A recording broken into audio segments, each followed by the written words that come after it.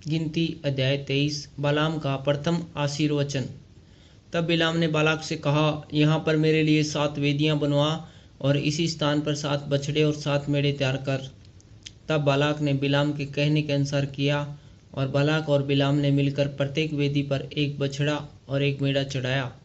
फिर बालाम ने बालाक से कहा, तो अपने होमबलि के पास खड़ा रह और मैं जाता हूँ। संभव है कि यहोवा मुझसे भेंट करने को आए और जो कुछ वह मुझ पर प्रकाशित करेगा वही मैं तुझको बताऊंगा।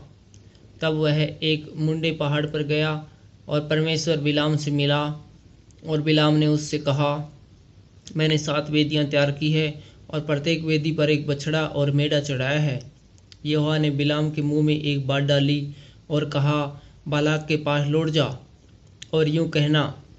और वह उसके पास लौट कर आ गया और क्या देखता है कि वह सारे मोआबी हाकिमों समेत अपने होमबलि के पास खड़ा है। तब बिलाम ने अपनी गूढ़ बात आरंभ की और कहने लगा, बालाक ने मुझे आराम से अर्थात मोआब के राजा ने मुझे पूर्व के पहाड़ से बुलवा भेजा। आ मेरे लिए याकूब को शाप दे, आ इजराइल को धमकी दे। परंतु जिन्हें परमेश्वर ने शाप नहीं दिया उन्हें मैं क्यों शाप दूं, और जिन्हें यहोवा ने धमकी नहीं दी उन्हें मैं कैसे धमकी दूं। चट्टानों की चोटी पर से वे मुझे दिखाई पड़ते हैं, पहाड़ियों पर से मैं उनको देखता हूँ। वह ऐसी जाति है जो अकेली बसी रहेगी और अन्य जातियों से अलग गिनी जाएगी। याकूब के धूलि के किनकों को कौन गिन सकता है, या इजराइल की चौड़ाई की गिनती कौन ले सकता है। सौभाग्य यदि मेरी मृत्यु धर्मियों की सी और मेरा अंत भी उन्हीं के समान हो। तब बालाक ने बिलाम से कहा, तूने मुझसे क्या किया है? मैंने तुझे अपने शत्रुओं को शाप देने के लिए बुलाया था, परंतु तूने उन्हें आशीष ही आशीष दी है। उसने कहा, जो बात यहोवा ने मुझे सिखलाई, क्या मुझे उसी को सावधानी से न बोलना चाहिए? बिलाम का द्वितीय आशीर्वचन। बालाक ने उससे कहा, मेरे संग दूसरे स्थान पर चल, जहाँ से वे तुझे दिखाई देंगे। तो उन सभी को तो नहीं, केवल बाहर वालों को देख सकेगा। वहाँ से उन्हें मेरे लिए शाप दे। तब वह उनको सोपीम नामक मैदान में पीसगा के सिरे पर ले गया और वहाँ 7 वेदियां बनवाकर प्रत्येक पर एक बछड़ा और एक मेढ़ा चढ़ाया। तब बिलाम ने बालाक से कहा, अपने होमबलि के पास यहीं खड़ा रह और मैं उधर जाकर यहोवा से भेंट करूँगा। और यहोवा ने बिलाम से भेंट की और उसने उसके मुंह में एक बात डाली और कहा, बालाक के पास लौट जा और यूं कहना। वह और उसके पास गया और क्या देखता है कि वह मोआबी हाकिमों समेत अपने होमबलि के पास खड़ा है। और बालाक ने पूछा, यहोवा ने क्या कहा?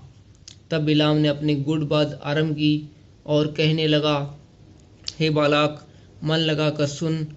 हे सिप्पोर के पुत्र, मेरी बात पर कान लगा। ईश्वर मनुष्य नहीं कि झूठ बोले, और न वह आदमी है कि अपनी इच्छा बदले। क्या जो कुछ उसने कहा उसे न करे? क्या यह वचन देकर उसे पूरा न करे?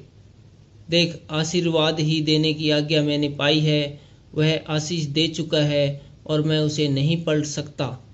उसने याकूब में अनर्थ नहीं पाया और न इजराइल में अन्याय देखा है।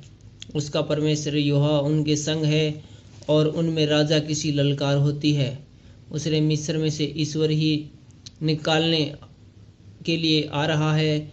वह तो बेनेले सांड के समान बल रखता है। निश्चय कोई मंत्र याकूब पर नहीं चल सकता और इजराइल पर भावी कहना कोई अर्थ नहीं रखता। परंतु याकूब और इजराइल के विषय में अब यह कहा जाएगा कि ईश्वर ने क्या ही विभिन्न काम किया है, विचित्र काम किया है। सुन, वह दल सिंगनी के समान उठेगा और सिंह के समान खड़ा होगा। वह जब तक अहेर को न खा ले और मारे हुए के लहू को न पी ले, तब तक न लेटेगा। तब बालाक ने बिलाम से कहा, उनको न तो शाप देना और न आशीष देना। बिलाम ने बालाक से कहा, क्या मैंने तुझसे नहीं कहा कि जो कुछ यहोवा मुझसे कहेगा वही मुझे कहना पड़ेगा? बिलाम का द्वितीय आशीर्वचन। बालाक ने बिलाम से कहा, चल, मैं तुझको एक और स्थान पर ले चलता हूँ। संभव है कि परमेश्वर की इच्छा हो कि तू वहाँ से उन्हें मेरे लिए शाप दे। तब बालाक बिलाम को पोर के सिरे पर, जहाँ से यशोमोन दिखाई देता है, ले गया। और बलाम ने बालाक से कहा, यहाँ पर मेरे लिए 7 वेदियाँ बनवा और यहाँ 7 बछड़े और 7 मेढ़े तैयार कर बिलाम के कहने के अनुसार बालाक ने प्रत्येक वेदी पर एक बछड़ा और एक मेढ़ा चढ़ाया। Thank you.